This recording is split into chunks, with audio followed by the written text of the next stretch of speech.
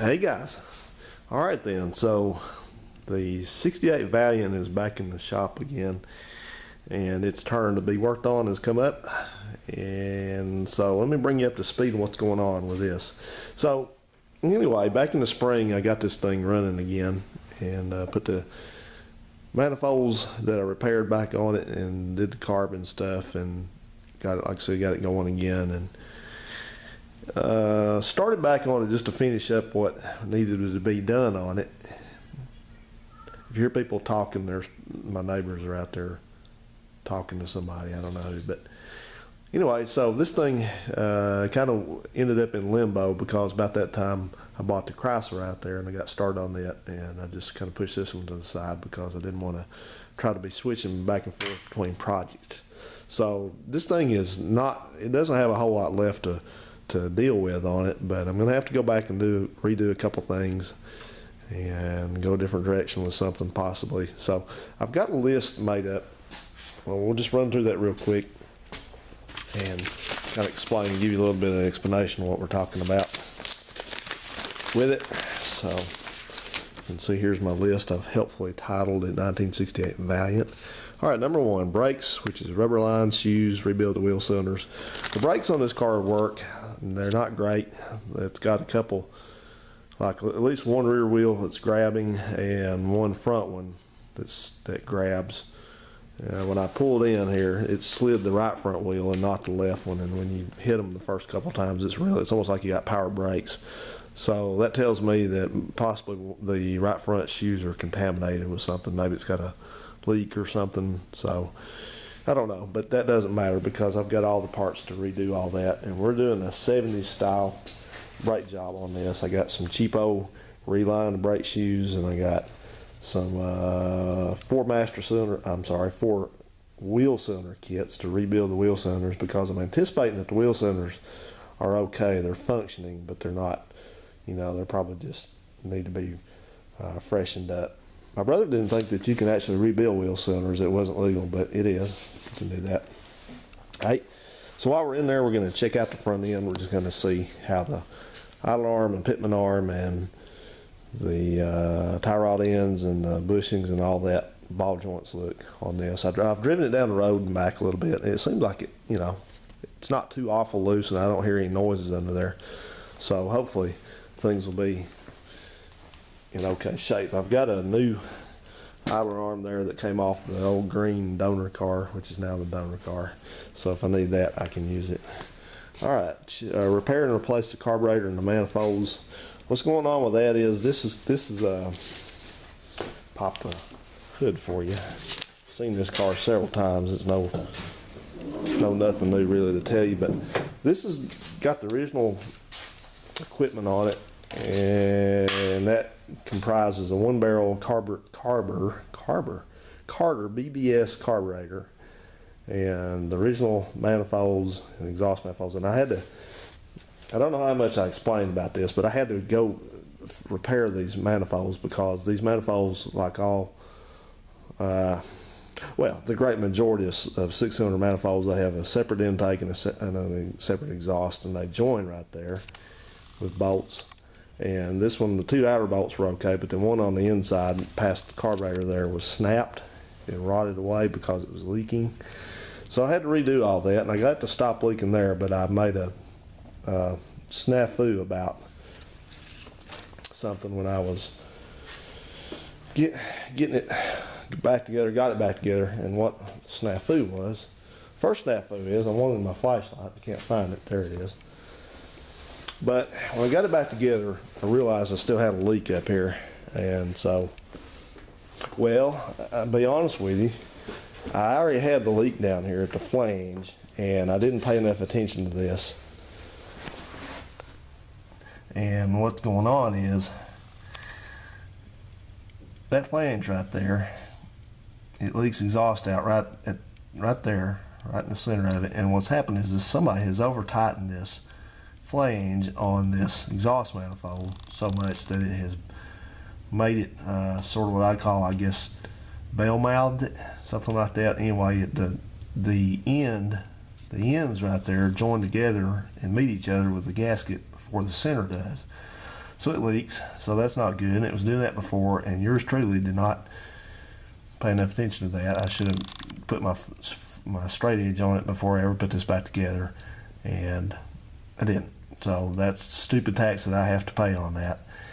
And the second thing that's going on is I was trying to adjust the shift points because it shifts too soon. So this is the linkage, people call it the kick down linkage, the throttle linkage, whatever you want to call it, but this is the apparatus that comes down from the carburetor right there, and it operates that bell crank, and then it pushes that rod back.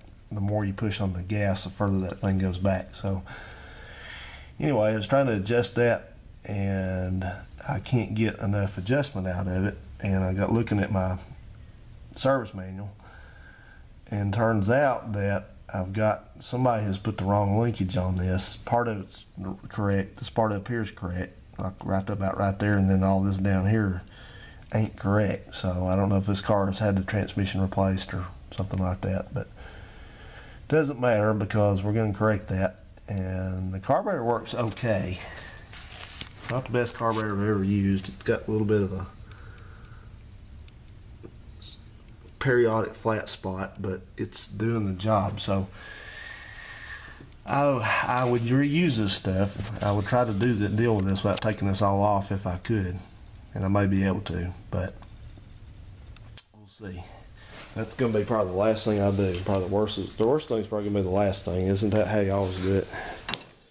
And so that's that. And then what we got after that, we got repair the reverse lamps.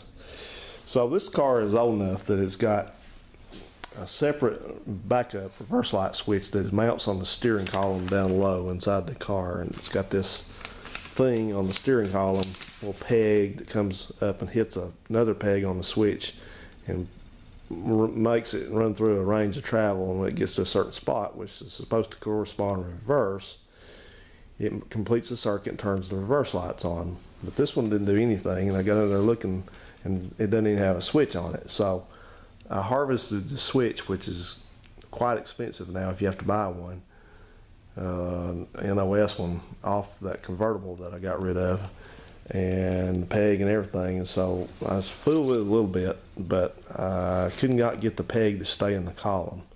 And when I show you that, you'll know what I mean. But that's the deal with that. So I've got to address that. Repair the cluster. The instrument cluster is working okay, but it has some things that are kind of hit and miss on it. I've got a couple lights. Sometimes the oil light works, sometimes it doesn't. Sometimes the turn signal lamps light up, sometimes they don't. So I attribute that to the connector on the back of it. It was kind of a little bit dirty, looked like to me when I put it back together, but I thought it was going to be okay. It is not. So I'm going to have to take that apart and deal with that. Install the defroster ducts in the grills. I really should have said defroster hoses in the grills. You see up here, it's got one that's totally missing, and then there's one that's kind of laying under all that stuff right there, but it's there, but it's kind of broke. And the hoses are gone. I have a hose kit for it, which I haven't even opened up yet, which is over there. I think that's it right there. So I have a set of hoses, but I gotta have a set of grills. All right, well, I priced out the grills, so to speak, on eBay, and there are various suppliers for those, and those stupid grills are like $59 for 2 grills, I think it is. I haven't found any cheaper, so I didn't really want to do it, but I believe I'm going to take the good ones that are in that green dash, rather, and I'm going to use those. I'll just paint them and put them in, because I'm not spending $60 for that. So I'm put the hoses on. I've already rebuilt the heater box. I think I told you that. So it works good. I got heat, so that's good. And then we got to replace the motor mount. The motor mount on the right side of this thing is collapsed bigger than you know what. Because when you get out here and look, I'm not going to do it right now. We'll look when we get to it. But there's the fuel pump. Take my word for it. The bottom of the fuel pump is resting on the motor mount. So that's not supposed to happen. Not at all. So that motor mount is collapsed over there. I think it's entirely split apart. I've got a new one out there for it. And so we're going to do that because I know something was up with this thing, because I'd put it in gear sometimes and it would feel like the engine shook too much, you know, like it was lifting up off the mount and falling back down. You ever felt that feeling off one of these old cars? You'll know exactly what's going on. So that, I'm glad of that, because that gives me a chance to do another part 2, the sequel of how to demonstrate a broken motor mount, which was a very volatile video as far as comments. All right, reinstall the washer bottle. That's just, it's in the back there, so I got to do that. Replace the headlamp. I got a burned out headlamp. Have to do that. Replace the front park lamp bulbs and check the rears. Now, I thought I'd already replaced the rear bulbs, but I noticed last time I was running this thing after dark, one of them was out there again. And these things up here, I've got one bulb. I meant to order a pair, but they take, it's not a, I don't know if it's a number 67 or a number 87 bulb, but they're not those little wedge bulbs. They're not the ones everybody knows about that go in the side markers and stuff like that, the 194s or whatever. They don't take those. They take the round, you know, with a base on it. So these things are kind of difficult to deal with. These, you have to unscrew this big nut on the back of it, I believe, and then you can take the back of it out and replace the bulb. So these are both non-functional, and not only that, these lenses have faded. So I think what I ordered last time, if I can find that bulb, I hadn't even used it, was I ordered an orange LED bulb, so, or yellow, orange, whatever. So even though this thing's faded, it should light up orange like it's supposed to. So they're both out, so I've got to manage to get those things apart, hopefully without tearing them up, because there's another thing that if you have to buy reproductions, there's another $100 down the drain. And then, where are we at? Yeah, did all that. Repair the driver's side window and reinstall the inside handle. This is where you saw Phil on this video not too long ago, where he tried to roll the window down and it didn't do anything. It doesn't do anything because the everything's there, but there's a piece, there's, the way these things are set up is there is a channel, which I think it's in the trunk, as a matter of fact. I can just show you that right now.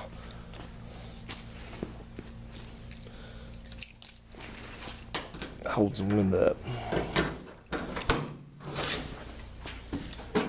Neat, this car's got a trunk flap. Yeah, there it is. So anyway, there's a couple rollers, maybe one or two. I don't know if there's two or one or two. Doesn't take my word for it. There's rollers on the bottom of the regulator, and then it may go like this, but yeah, it does. The window sits in here, and then on the back side there's a what's called there's a big rivet that goes through the not sure which way it goes. I'm gonna have to look at the diagram, but take my word for it, it goes through this and it goes through the window, and it holds this window in this channel, and then when you run the thing up and down, that's what makes the window go up and down. So it broke, and that window fell down in the door. So that's why the jack's in there, and that's why the handle don't work no more. So I think the handle and stuff's in here. So, and the other thing I was going to try to do with this is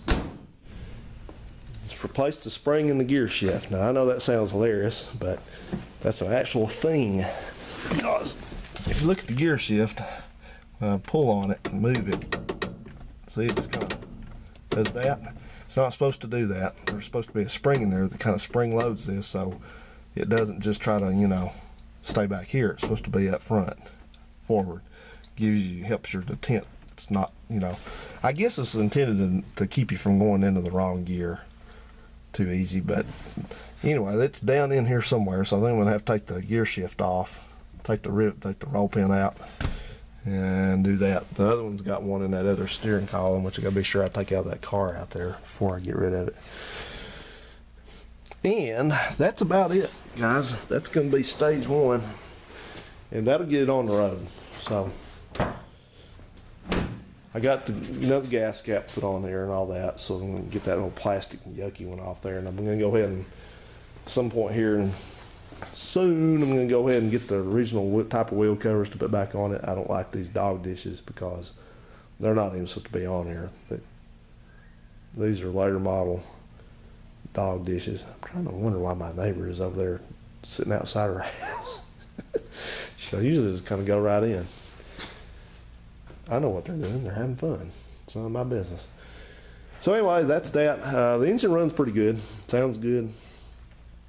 The radiator is questionable. That's not the original radiator, but it's a good Mopar radiator. You can see there. And it ran a little warm when I was running it during the summer, so it's questionable about whether that radiator needs to be cleaned or not. It doesn't leak. But everything else is good. After we do stage 1 and get it on the road, we're going to just drive it, and then we're going to come back and replace the glass in it, and the front glass and all that, and do a little bit of sprucing up on it. But this old car's got a lot of character. Everybody that sees this, they, for whatever reason, they like this one better than they do the green one. So okay, that's it. I'm going to get busy, guys. Seems like feels like it's late at night, but it's only maybe about 5:30. So I'm going to close the door down after the exhaust fumes have exhausted out of here, and turn a little heat on, and we're going to get cracking. I'll bring you back when we won't be doing this step by step, except maybe on the brakes. When I get ready to put them back together and all that, seem like I've had people showing interest in drum brakes and stuff, which I don't like doing drum brakes, but it is what it is. So we'll do them. Got to do them. Height. All right then. So we're starting out on the left side. Sorry for the shaky cam. And things look decent under here. They look. I mean the pieces themselves look like hell, but they actually seem to be in pretty good shape. These tie rod ends seem tight. I shook the front end. Ball joints seem good. That's upper ball joint, it seems good.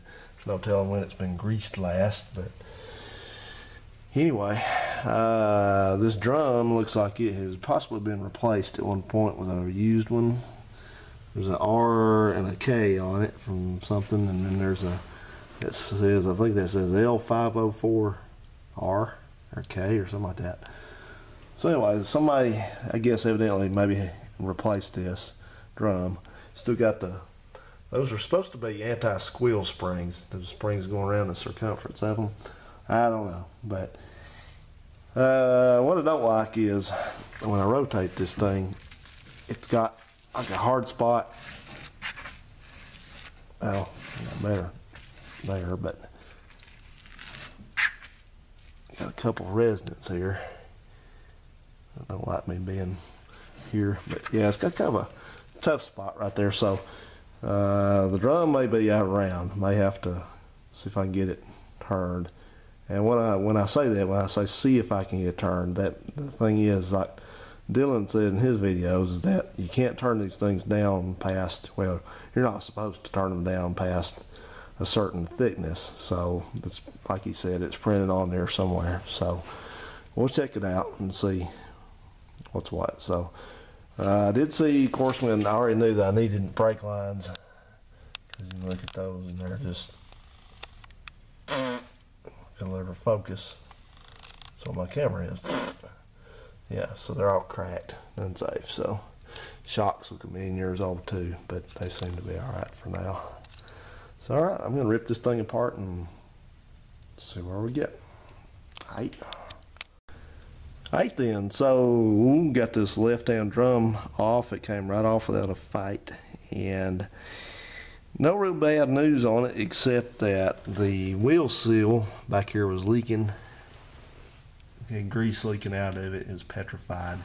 It's old as the hills, looks like. But this thing has actually had brakes put on it not a whole terrible long time ago. You can see it's got some kind of ink stamp part number on those shoes there, and then the wheel cylinder actually looks fairly recent on it. So hopefully we can get away with maybe just putting a kit in it without any problems. So in the meantime, I'm going to go ahead and take off these shoes and all that good stuff and See where we're at. Now this can't be too good. Having to hammer the cap off. There we go.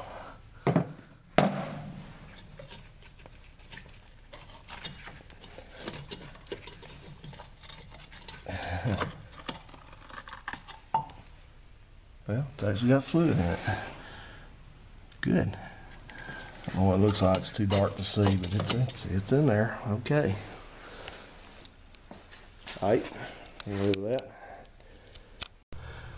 Well, I was feeling pretty good about these wheel cylinders until I saw this, but maybe they're savable. There's some kind of rusty gook there. But the piston's coming out on its own, so that's a good sign. At least it's not seized, I don't think. At least that side's not seized. And take her apart, see what I got. Right then, so I'm over on the passenger side now, and it didn't take me long to figure out why the front right brakes were grabbing on this. You see what's wrong with it? Well, this is not the first time I've run into this. Somebody has installed 2 secondary shoes on the right side and 2 primary shoes on the driver's side. These are the ones I took off the driver's side.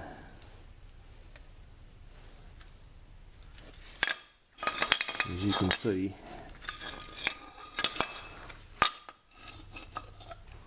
they're the same. And these are the long ones. These are the secondary. You're supposed to have the secondary shoes. The long one's supposed to be in the back. The short one's supposed to be in the front. Always, if it's front brakes. Rear brakes don't always matter like that. But anyway, somebody did it wrong. Somebody put it on wrong. So I guess I'm gonna have to make a video about putting these brakes back together so that folks don't do that, because they don't work right when you put the wrong shoes on the wrong side and vice versa. What a rookie mistake that was. But anyway, I'm just going to go ahead and break this one down too, and get that to my stopping point for tonight. It looked a bit like there might have been some water intrusion in this grease, so I'm going to have to clean all this grease out of the bearings and out of the hub and all that stuff. So, and again, the wheel seal on this side was also leaking, but not quite as bad, or maybe worse, I don't know. But anyway, we can fix it. It's like $6 million man. We can put it back together better and stronger. Not faster, better and stronger. Alright, let's take it apart. Okay then, it's another day, and I'm going to get back in this brake job some more. And life, basically, I had to deal with. Nothing bad. I just had to go yesterday and get firewood, and then today I had to get a haircut, so I got to go back out of town tonight. So that's par for the course. Just don't get much going here. But anyway, let me bring you up to speed. I've got all this disassembled over here on both sides, and I'm getting ready to recondition and rebuild and reinstall everything. As you just saw, that on this side somebody had erroneously put the brake shoes on wrong. They had I think they had 2 shorts on that side and 2 longs on this side, so that's all garbage. It's over there, it's going away, goodbye. And what I'm working on now is getting this old unsafe deteriorated brake line off of each side. May only get this side done today, but that's a start. You can see it's outside. So it's just flaking off. These may be the original, and I'm about to show you why I think that is, because that these you see these springs up here are the anti-kink springs, and look at this. I might be able to do another route on this without doing this, but I'm considering I'm going to have to need to shorten those up a little bit to get my line wrench around those, because let me look at this. I may do that anyway. Probably it may not be necessary. I'm considering that I could cut this thing off and just let it turn it with this end after I get the clips out of this brake line, but I'm not sure of that, and I don't really want to do it. I want to do it the right way. So I think these things have never been apart, because see that anti-kink spring that goes along the brake line there, which also serves to help corrode them, because They hold in dirt and stuff like that, and salt if you're in the salt belt. But they extend all the way down to the nut right there at the junction, and so you can't get the line wrench around that. So I'm going to trim those back just about 1/2 inch or so, and that way I can get my line wrench on and just do this the right way.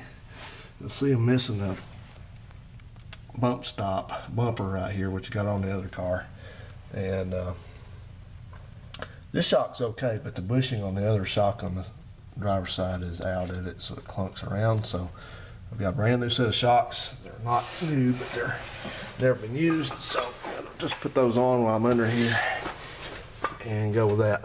So this bottom end, this suspension on this car looks terrible, but it's actually seems to be tight, so we're just going to roll with that for now.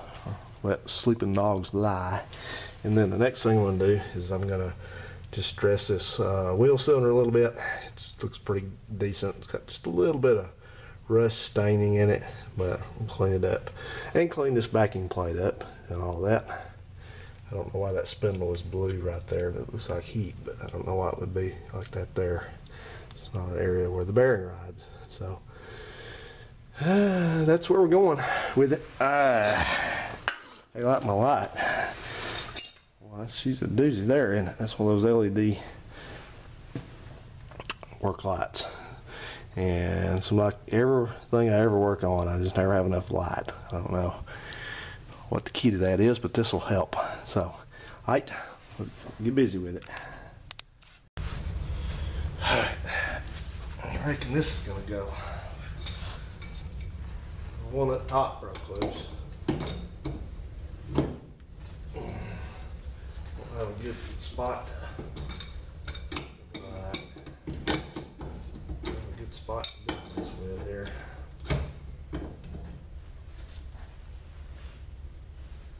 Ooh. It's always the one that's in a bad location. It's the worst one to try to do. Why is that?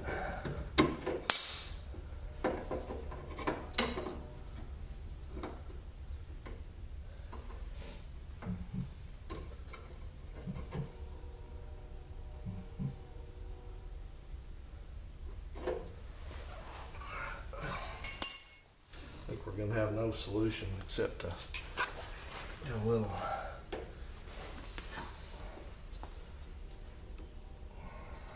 do something different. Well, I don't know. I don't know what I thought was happening here, but after I went Hulk Hogan on this thing, just cut the end of the line loose to put my socket on that fitting there.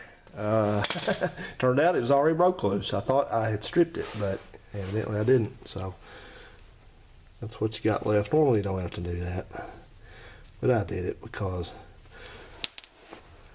I don't want to let anything stop me. So this one up here, we got some kind of arrangement. Let's see what's up here.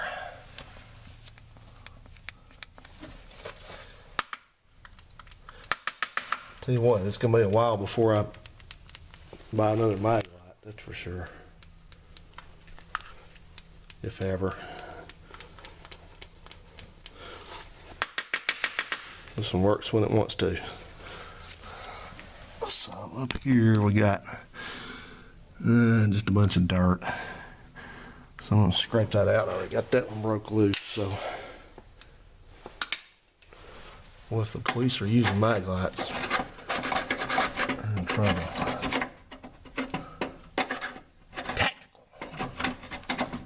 Tactical grade.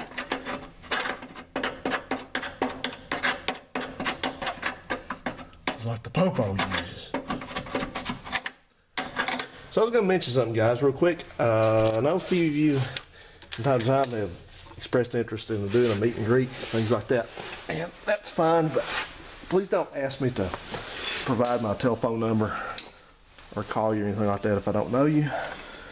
It's not anything personal. It's just the fact that I don't know you. So I don't typically meet people on the phone unless we've talked already and I kind of know who you are and things like that. So, like I said, don't take it personally if I act like I'm hesitant to do so, because, you know, if I'm in your area, man, if I'm in your area, I'm happy to come hang out with you for lunch or something like that. But otherwise, I don't normally. I got a lot going on, and I don't normally just, you know, do that thing without really knowing who you are. So anyway, don't take it personally. You know, if you've let me know that you want to meet sometime, I'm aware of it. I know that. So, and I know, you know, which area you're in normally. So if I'm over that way, I'll holler at you through YouTube and let you know. We'll get together, maybe have lunch or something. So anyway, but I appreciate you guys being in touch with me and hanging out and stuff like that. So please, like I said, don't take it as an offense. All right. Well, okay, let me work on getting that thing out of there, getting that brake line out of there. Then I'm probably gonna take some real fine. Really supposed to use emery cloth, but I don't have any. So I'm gonna take some real fine sandpaper, some 1500 grit or something like that. It's not very aggressive, I guess. Just kind of dress this a little bit, dress the pistons, and then I'm going to clean off this backing plate. It's got a bunch of oily gunk on it from the wheel seal. Make sure you always replace those wheel seals. That's cheap insurance. I think I got those off the internet. They were like $5 each, $3 each. And I'm missing an adjuster seal here, which, you know, I know people don't really think about those, but it kind of helps keep water and stuff from getting up in the brakes. So it's a good idea to replace those if you're missing one. I think I got one out on the car right there. There. All right. Continue. All right. Well, it's a different day, and getting back on these brakes. It's dark and cold, and it's not my favorite time of the day to be working on stuff this time of the year. But I'm behind, so I gotta try to at least get this side done. So I'm gonna do that. So I got my cheat sheet out here, since I'm not very good at remembering how things go back together, like brakes normally, drum brakes at least. And this is my old Haynes manual, and this is one of the better Haynes manuals. It's got pretty good detail on stuff, and just shows how everything goes back together, where your springs go and stuff like that, what they are. So I'll give you a chance to look at that. That's the left front, by the way.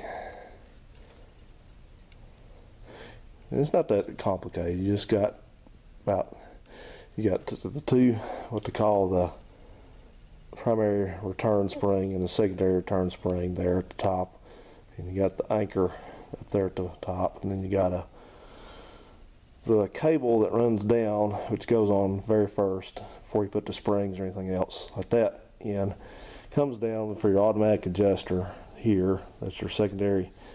Well, they call that what is it? What do they call that? The cable guide. Comes around the cable guide and stuff like that. So anyway, it's best just to have a diagram, because it's a little bit too hard to try to explain all that. But just main thing to remember on this: don't do what the other knucklehead did and put the wrong shoes in the wrong spot. Remember that the short shoe goes up front, towards the front of the car, no matter what, on the fronts. And also make sure that you don't switch up your adjusters. The adjusters on this, of course, you have right and left, and they're in here. Don't lose that washer thing, but anyway, it's stamped on it. On the end right there, get the camera to pick it up. R means right, it goes on the right side, because take my word for it from experience, if you switch them up, then you're going to have a real problem real quick, because every time you put the brakes on, the brakes are not going to get tighter against the drum, they're going to get looser, and then they're all going to fall apart. So you'll have parts rattling around. So anyway, that's that, and I'm going to give you the shot of the shoes real quick so you know what I'm talking about, the different shoes. It's very obvious once you put them beside each other that one of them is definitely shorter, the material is, so the lining, and they go like that on here.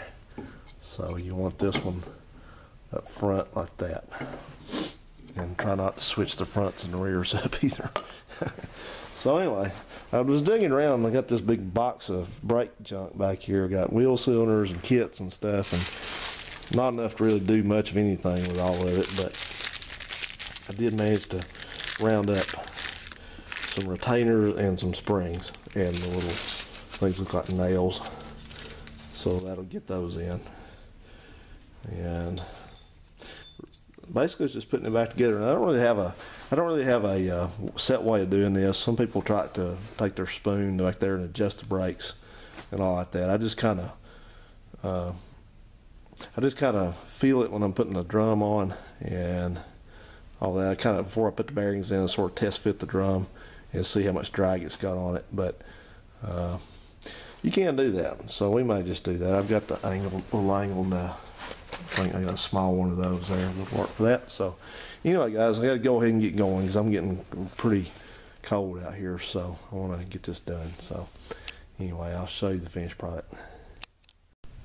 All right, one thing I always do is before I put these brake shoes on, I put just a little smidge of grease where they kind of slide on the backing plates. Of course, I've cleaned these backing plates up too. So anyway, it's not enough to get out on the shoes or anything like that, but it's enough just to maybe give it a little bit of, keep it from squeaking and maybe binding. Alright, so I'm just giving this self-adjuster a good dab of anti-seize before I screw the other end back on. Actually, I'm missing the short end. So anyway, another thing is when you're looking at this diagram, like this is I have to keep in mind that I'm reversing whatever the book's showing me, because this is the left front. So you see the stars towards the rear as you're looking at it. So you got to remember that this is going to go in when I assemble this here presently. Put all this together, it's going to go in like that. So, and all I've done up to that, you can also somebody's already got the plug out, so that helps you remember. But all I've done previous to this, since I got here and was talking to you the last little bit, was I just put these springs that hold these shoes on and position them up here, and then I put the retainer, the anchor thing up there. And now I'm going to put this together. Well then, okay, this is another night that I'm working on this. I got my new 1499 or whatever it was heater going there. It's keeping it pretty toasty in here for what it is. So I'm going to be the first to confess that I am way, way, way out of practice on drum brakes, because I'm so out of practice on drum brakes that even though I just took these apart a few days ago, I totally went blank on how to put all this back together after you got past those two springs and those two retainers. And what confused me the most was I got to defend myself a little bit. I'm looking at this diagram here for the 9-inch brakes, and this is the front. And if you'll notice from looking at that, specifically look at that and then look right here, this is a close-up of the automatic adjuster cable connection, front brake. You notice there's the adjuster, and there's this spring that comes down. That's a spring right there. It's got the, looks like a piece of string, but that's a piece of spring wire. And then there's a retaining pin, and then there's this cable that pulls up on it or whatever, and then that's all there. Well, this brake had none of that. So I'm looking at this and I'm looking at what I got here, and I'm thinking, you know, this is not even nowhere close to this. I mean, we got an adjuster and we got some springs and all that. I mean, I know what it all does, but there's no pins anywhere on the brake shoes or anything like that. So I'm scratching my head, just about to lose my mind here, because I erroneously didn't take pictures before I took. Well, I did actually. I took a video, which you just saw earlier, and I had to go back and look at that, and it dawned on me what the difference is. They changed the design of these 9-inch brake assemblies as time went on. As time goes by, from somewhere between 1968 and 1973, they changed all this. So here's the 73 brake shoes I took off that car out there, the parts car. And you can see there's the little piece of wire and the pin, all that, and this adjuster, which is nothing like the adjuster that's on there. So I don't know, maybe they thought that, okay, oh yeah, and this, which is nothing like what's on that car, that. So anyway, I don't know what if I decided somewhere along the line that that this the way this was not sufficient. I don't know, maybe it's not, but either way, even the adjuster's not the same. This automatic self adjuster here, it's not even the same between brake assemblies. I mean, they're both 90-inch brakes, but I don't know what the difference is in them. Operationally, I don't think there is any, but either way, I'm learning curve on this one again, how to put all this back together. So it's all back together, and it's really simple. So anyway, we're supposed to have some good weather this weekend. It's going to be warmer, and up in the 50s and stuff, and for winter that's pretty warm. So hopefully tomorrow I can get out here and just go ahead and repeat this 3 more times. Golly, I'm so slow at this, it's embarrassing. But we're going to do the brakes, we're going to do what we need to do here, do the shocks and the bulbs while I can get to them easily, because I got to, those things never been out back there, so I got to carefully scrape all the undercoating off the back of those light bulbs, those lamp assemblies, and get to them and all that. So whatever, dadgum. So I was going to go ahead and start packing my bearings tonight to put in, but I think I'm just going to hold off till tomorrow, because those things are just full of old nasty grease. I think the best thing I'm going to do is go in the morning and might fire up the old shed and go up there and get some gas and so I think I'm out and just soak those things, clean them out real good, and then dry them, air dry them, all them out, and then repack them. Remember Uncle Phil was with me one day, he said, "You got a bearing packer?" I said, "Yeah, I got a bearing packer right here." And there's my grease. So anyway, I'm embarrassed I've been so slow at this. I don't know what's wrong with me. But I've been busy. Well, this is a week before Thanksgiving week. It's always, in the business that I'm in, it's always real hectic. And we have to spend a lot of time going around making sure that the people that do the stuff are doing the stuff. So anyway, that's what I do now. So alright guys, well, I'm just gonna go ahead and get busy on this tomorrow and just cruise on through without making much video on this, because I know you guys want to see this drum brake stuff, and it's, it's really not much to it. It's just if you have a primary and a secondary shoe, make sure you have those oriented correctly. Make sure your wheel cylinder's not leaking. Make sure you remember where all your springs go, like I didn't. And this is your adjuster. Make sure your adjuster is not seized. I put some anti-seize in a little bottle somewhere. I've knocked it over by now. Yeah, somewhere in here. Here it is. Got my good old bottle of stuff here. So anyway, I put a little bit of that on there. They were not seasoned anyway, but just to be sure, don't put so much you're getting on the shoes. And then you need to clean and pack your bearings. You need to put a wheel seal on the back of your drum, new one that rides back here. Make sure you put a little bit of grease so it doesn't ride dry. So, all right. Guess I'm gonna call it an evening again after I struggled. I didn't tell you what I did. Also, I'll go ahead and tell you, because I'm past being embarrassed about stuff like this. But when I was taking this thing apart, I had to knock the end off that adjuster. You can't see it, but there's a separate little end right there that slips on. It doesn't have threads. It just fits on there and rotates. And I think it was stuck in this one. It was stuck on the old shoes out there, so I had to tap it off there. And I did one of my things I tend to do when I'm not paying any attention, or as much attention as I should be, and that is I just tossed it somewhere and forgot about it. And so I spent about 45 minutes just turning everything over, looking for that thing, and I found it finally laying under the edge of the jack right there. So, and by the way, somebody has already at least on the front up here, they've already replaced these. Whichever side it is, I think it's actually the other side. It's got the reverse thread lugs on it. Somebody's already replaced them on this car.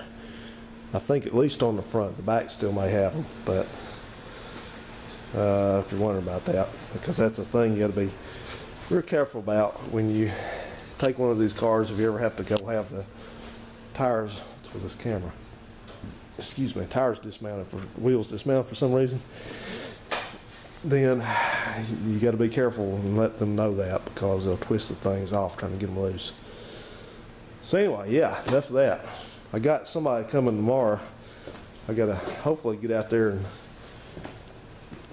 get Jamie's rear axle out this week. Well, I'm definitely going to do this weekend because it's going to be nice, and he's getting ready to get it, I think, soon. So got to do that, and then I think I have another customer tomorrow that's going to come, if he keeps his word. He's going to come take some of this stuff off my hands. I think I got those seats sold, the grill off the 73 sold, the four wheels that I've had forever. I got those sold to him and the cluster over there, if he wants the one I have left, and so on and so forth. I get more out of here. I got to get these doors going. That's a shame. Sometimes it's not really that fair, because these doors are so nice and the interior on them is so nice, and these are just interior panels just gone in this one. But that seems to be the way of it. Cars up north like this old, they rust away before the interior ever rots away. And down here they don't rust away, but the interior just gets burned up to nothing. So, all right, well, that's about it. Gonna get on with it. Gonna get in and get kind of settled down for the evening, so I can jump on in bed and get up early, nice bright and early in the morning, and get cracking on this, because I'm way behind on it. Because I got to get this thing finished up and out, and get the blue Chrysler back in here, and get its brakes done, the tank in, and get it ready for tires. That's it. All right, guys, enough yakking. See you on the next little clip in just a second. Well, it didn't take long to find another problem. If you look here at this bearing race, this is the inside on the driver's side. This is this drum that looks like it's been replaced by one from the junkyard, and the problem is that this race is loose in there. It's spinning a little bit. I can turn it with my finger, and that's not supposed to happen. It's not good. So it may just be necessary to put another race in it or something, but I hope it's not damaged the hub. I got another one. I didn't want to use another one. Didn't have to, because that's what holds the wheel on the car on these. But anyway, let me get that thing cleaned up and get it out. See if I can get it out of there, and we'll see what things look like. Well, Murphy strikes again. Just putting all this together. Broke a spring. Can't really see there, but the end had a fracture on it. Right there. It's already kind of partially cracked, I guess. But there again, the problem is that these brakes are not like any of the other ones later. So all I got in my parts stash back there is stuff for the later brakes, like that one, which is different. So I guess I'll be getting on the internet and getting me up another spring kit for this. Those were alright so far, but one of that just pow. Gotta say it, piece of shit. So might price me out a drum while I'm at it if I can still find one. If not, I'll have to source somewhere else. So anyway, one thing I did before I got started on all this is I excavated the grease fittings on the front end, upper and lower ball joints, inner and outer tie rods, idler arm. So got that done. So anyway, I am stopped dead in my tracks here on this brake job side, this one. So I think what I'm going to do is I'm going to just go ahead and work on these shocks, because I got to replace them, because I got can't tell. Got a rattler in there, as I told you, the bushing's gone, so I guess I'll do that now. Well, it's pretty nice to have pre-rusted shock absorbers. Kind of matches the rest of the car, you know, kind of pre-aged, pre-weathered, I guess. But these are new. They came out of the package over there. They were in the trunk of this car when I got it. So they're just some old cheapo made in Mexico shocks, but they'll work because the bushings were coming out of the other ones. All right then, so one of my tasks to do today is I'm going to have to see if I can address this problem with this drum here and hub assembly. A lot of people don't know this, but this is actually two pieces. These things, they come off as a unit, but you can actually separate these. This is the hub part here. It contains the bearings and the races, and then you have the actual drum, which is the part you see with the spring around it and all that. This part here in the center and the lugs are part of the hub. The rest is the drum. You can actually buy these drums pretty easily, but you can't buy the hub new anymore, I'm sure. So something has happened with this thing in the past. Something kind of, I don't know if you'd call it catastrophic or not, but it's close enough. But that's where the race goes, and I pulled the race out. This is the inner race. This is it. And the bearing surface looks just perfect on it. It's no problem. And the rest of it doesn't look bad, but it was a little loose in there. It was turning by finger pressure, which it's not supposed to do. And it's polished a little bit on the outsides of it. You can see how shiny it is, so that means it's been doing a little bit of turning in there, and especially like here. See how that's almost like a mirror-like finish there, so it's been moving against the back, and it's not supposed to do that. So I don't think it's bad. Well, I guess we should say it's not as bad as it could be, but this is definitely got just a little bit of a lip there where that thing rides in there or sits. It's supposed to sit tightly in there. And I drove it out, and it drove out hard. It really did not want to come out very easily. So I don't know why it just loosened up where it's at in there normally, but that's what happened. So in order to try to save this drum while I look for another one, a hub and drum assembly, because these are the 72 on down, the early ones, the ones off that other car over there. You know, you can physically put it on there and work it, but you'd have to use your I don't know if if you could actually interchange those or not, because I know this part's deeper and the whole thing is deeper, so I'm not gonna even try that. So in the meantime, we'll just try a trick here, and the trick is, this is an old-time trick, is you take your center punch and you go around in there where that thing sits, kind of halfway up or so, and you whack that thing and try to displace some metal. Basically, when you punch, the punch goes in, it pushes up a little bit of metal beside it, the indentation it makes, and you do that all the way around there, and that may or may not be enough to restore your tolerance, your interference fit between the race and the hub. So yeah, you know, where I go buy a bearing and stuff, they're not that much, and the race comes with it, but I feel like the problem is not with the race, it's with the hub. So we're going to do that. We're going to try that, and then I have some of this. This is the equivalent of Permatex, Loctite 660, this is called high temperature sleeve retainer, and it's for stuff like this. It's for interference fits where you want some sort of bearing race or a sleeve or whatever to be retained, help it retain in there. I think it'll take up to a void space of up to 20 thousandths. So this may not work at all. So I'm keeping that in mind, and don't take this as, you know, something's going to be. This is just how you do it. This is going to be a backyard fix. Hopefully it'll last a little while, because if it doesn't last, then this thing will start making noise and fail and all that. That's just how it is. We're going to have to repair it then, but we'll see what happens with it. But for now, we're going to try this. I have nothing to lose. So I'll bring you back here in just a second when I do some of this work. All right, whack it. I've already done a few of them just as a test, just to see if it's going to work like it's supposed to. I think it is.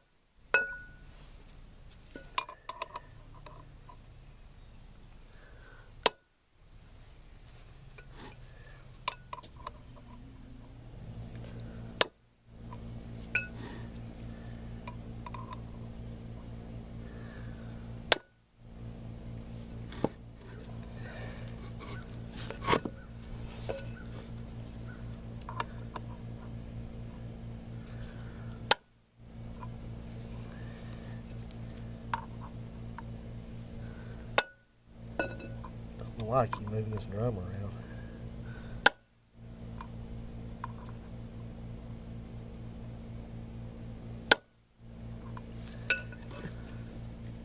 So much. Well, it's warmed up again to about 65 today. Hopefully this winter will be a little mild. We've already had some snow, so that's not looking good for us here, especially in the south. Usually we don't get snow until about January.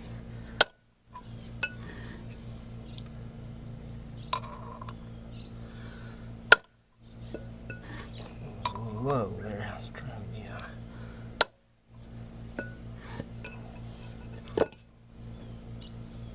A couple more here.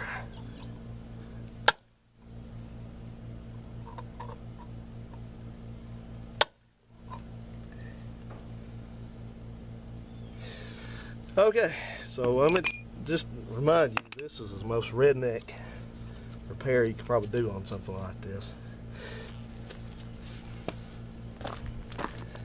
If I was going to drive that car every day, I probably wouldn't do it. But these things, I tell you, they give. I'm riding in one of these cars nearly daily, going back and forth to college. I can tell you, they start giving you a lot of warning when they got bearing problems. They get noisy. You go around a curve and they sound off. They go. Buddy of mine, I had that car I was telling you about, referring to, is a 72 Valiant. That thing, man, he drove it for quite a while with a bad wheel bearing in it. So, plus it's the inner. And I'm not trying to justify this. I'm just kind of letting you know that even if somebody's picky as I am about stuff would try this, because it says it's the inner, it's not the outer. The outer's the one that's the critical one for sure, because if the outer bearing goes bad, the whole damn wheel comes off on one of these, drum and everything. So, but like I said, we'll be looking for another drum for it. Too sweet. So anyway, I'm gonna go ahead and put this thing back in, and I'm gonna coat it. I'm gonna clean it real good, get all the grease off of it, clean this part again in here real good, and then we're gonna coat this thing with the sleeve retainer, and we're gonna drive it back in there and see if it'll work for us. Alright.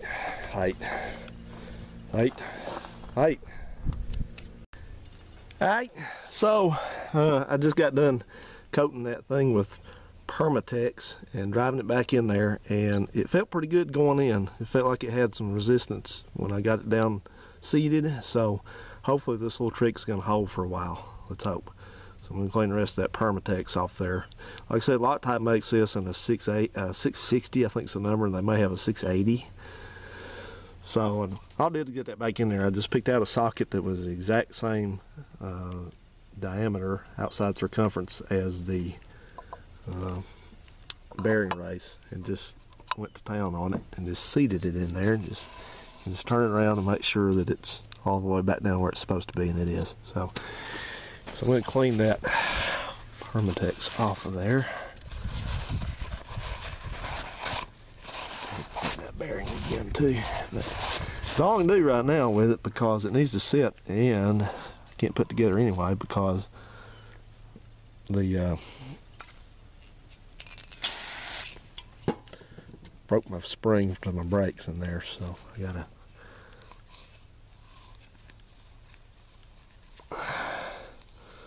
gotta feel bad about that, point the camera somewhere else. Anyway, I gotta wait on that to come in because the local place doesn't have it, so I'll order it off the internet. Anyway, we'll see what goes with this. I think it's gonna work.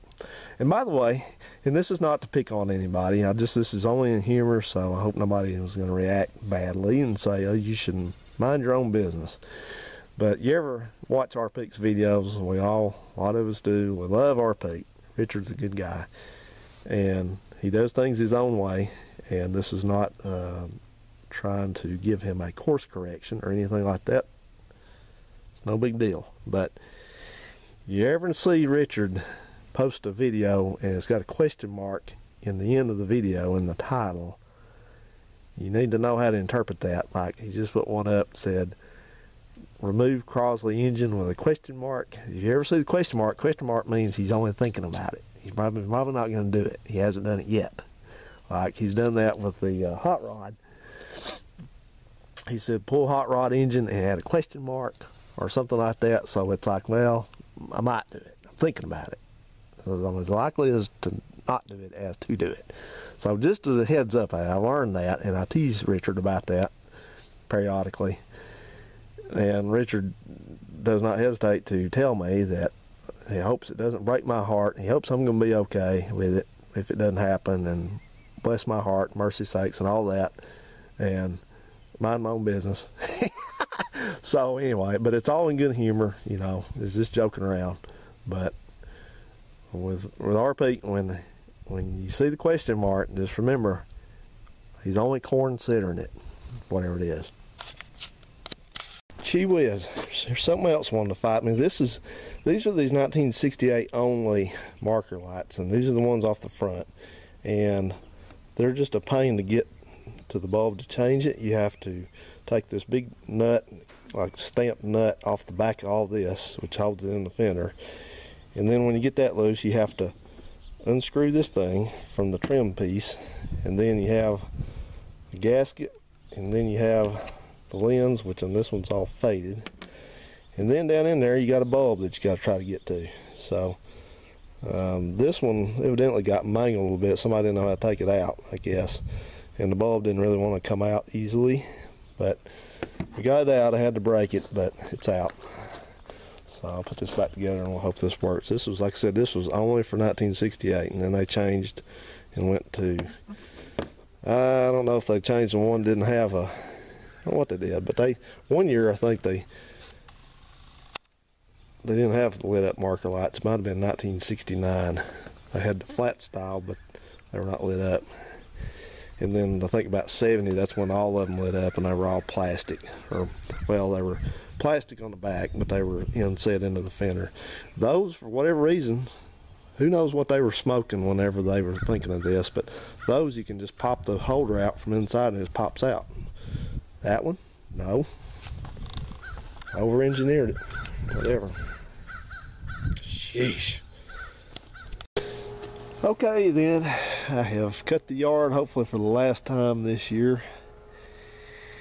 And I think this is going to wrap it up for this installment on this Plymouth. As always, it's been a mixed bag of successes and fails. So I got the brakes done on both sides, except that spring on the left side and front one of the smaller springs broke, so I got to get a spring kit in. And I put the two shocks on after a struggle with one of them. The nut on the top didn't want to come off. So I got this side marker working up here. I got one of them the bulb replaced in it, or the LED. But the problem with that deal was that, sorry for the mess, well, that one's busted. It can't be repaired. Socket's messed up on it. It's junk. So I have to get another one ordered in. You can get them used still. In fact, there's some NOS ones out there, but anyway, we're just gonna have to do that. It's the only recourse we have there. So then, as you saw, I did this repair. Hopefully it'll last a little while on that drum there, so we'll see how that goes. So what I got left is I mainly have to fix the brakes, fix the light, and I glued in my little peg in there that operates the backup light switch on the column. It wouldn't fit very well, but I made it fit.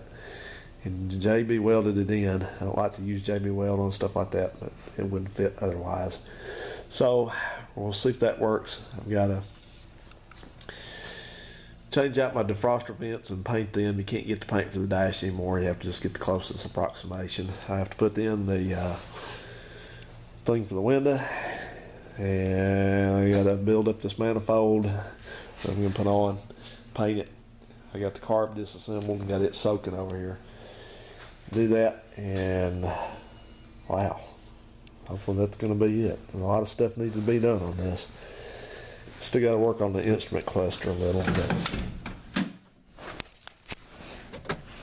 Anyway, that's just the way it goes with old cars. You have to just fix their problems and their issues, and hope you have some fun at it. So I think that's going to get it for this one. Yeah, we'll join back in. Oh yeah, I got to put the motor mount on too. Forgot that. Join back in a couple days. I got to get finished up with the green one out there. I keep saying that, but my buddy there's sure he'd like to come get the rear end, so I'm going to yank that thing out tomorrow. That's the plan. And load all my junk metal in it and send it on its way. Alright, thanks for watching, guys and gals, and we will see you here on the next one. Bye.